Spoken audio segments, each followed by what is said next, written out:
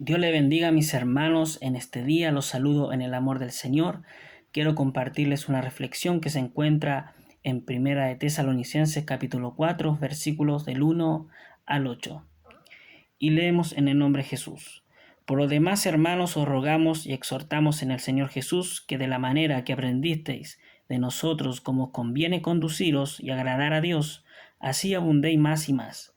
Porque ya sabéis qué instrucciones os dimos por el Señor Jesús, pues la voluntad de Dios es vuestra santificación, que os apartéis de fornicación, que cada uno de vosotros sepa tener su propia esposa en santidad y honor, no en pasión de concupiscencia como los gentiles que no conocen a Dios, que ninguno agravie ni engañe en nada a su hermano, porque el Señor es vengador de todo esto, como ya os hemos dicho y testificado.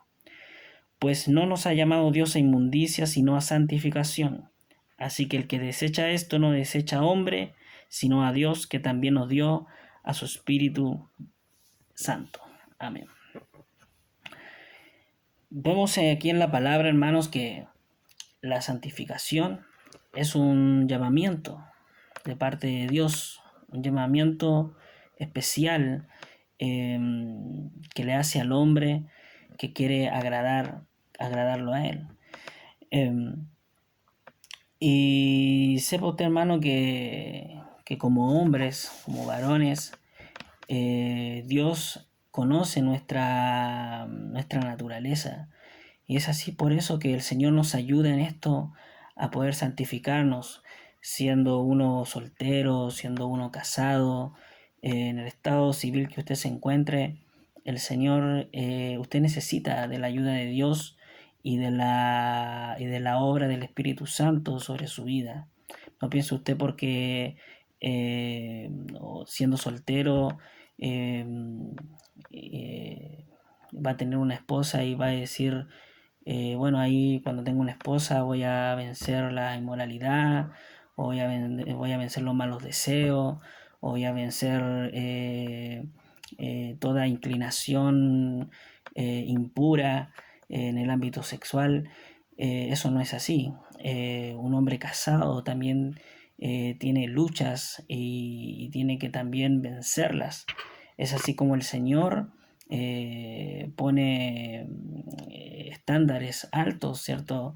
Como cuando dice en su palabra que aquel que codicia a una mujer en su corazón ya ha cometido adulterio. Y eso, ¿cierto? Aplica, ¿cierto? Para solteros, para casados. Y aquí la palabra nos habla, ¿cierto? De que debemos abundar más y más, ¿cierto? En agradar a Dios. Y cada uno es responsable y debe ocuparse, ¿cierto? En santificar su corazón para no caer en actos impuros. Ninguno de nosotros es de acero fundido o de hierro, ¿cierto? Del fierro más sólido, sino que es de carne y hueso. Y es por eso que usted, hermano, necesita de la santidad y de la santificación del Señor, cada uno de nosotros. La palabra, ¿cierto? Misma enseña que el que piense estar firme, ¿cierto? Mire que no caiga, ¿cierto? Y a veces en nuestro corazón nos engañamos y pensamos que estamos firmes, ¿cierto? Que podemos resistir. Vemos la vida, el mismo, ¿cierto? José, que era un hombre santo, tuvo que huir, ¿cierto? Tuvo que huir de ese lugar donde se encontraba la esposa de Potifar, porque él sabía que era de carne y hueso y tenía que huir de la tentación. La tentación sexual es una tentación especial en la cual se vence huyendo, ¿cierto? Y lamentablemente, o podemos decir, no podemos huir del celular, ¿cierto? El celular nos acompaña para todos lados y si a usted le llega un video, a usted le llega un mensaje, a usted le habla una mujer que no es su esposa o le habla una amiga del pasado, o cualquier situación que pueda o se encuentre con alguien en la calle y le trae recuerdos, usted cómo sale corriendo de esa situación. Es por eso, hermano, que usted tiene que evitar, ¿cierto? Y tenemos que evitar todas esas situaciones que nos puedan llevar, ¿cierto? A caer. La palabra dice en Colosenses capítulo 3, versículo 5, haced morir pues lo terrenal en vosotros, fornicación, impureza, pasiones desordenadas, malos deseos y avaricia, que es idolatría, ¿cierto? Haced morir, ¿cierto? Hay cosas que todavía viven en el corazón de los hermanos, ¿cierto?